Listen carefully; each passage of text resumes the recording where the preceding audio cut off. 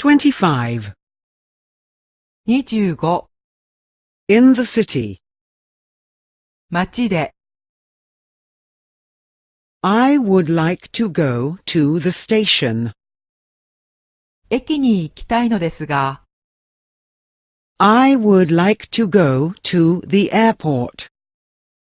空港に行きたいのですが I would like to go to the city center. 都心に行きたいのですが How do I get to the station? 駅へはどうやって行けばいいですか How do I get to the airport? 空港へはどうやって行けばいいですか How do I get to the city center? 都心へはどうやって行けばいいですか I need a taxi. 私はタクシーが必要です。I need a city map. 私は市街地図が必要です。I need a hotel. 私はホテルが必要です。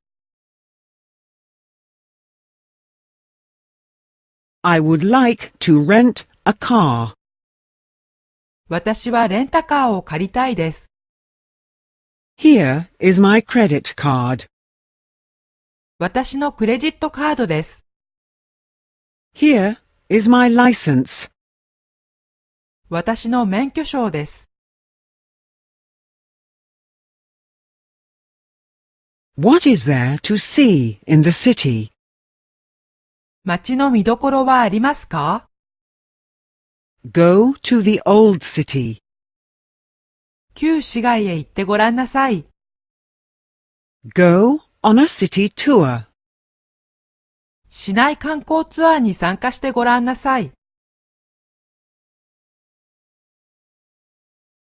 Go to the harbor. 港へ行ってごらんなさい。Go on a harbor tour. 港の遊覧観光ツアーに行ってごらんなさい。Are there any other places of interest? 他にどんな見どころがありますか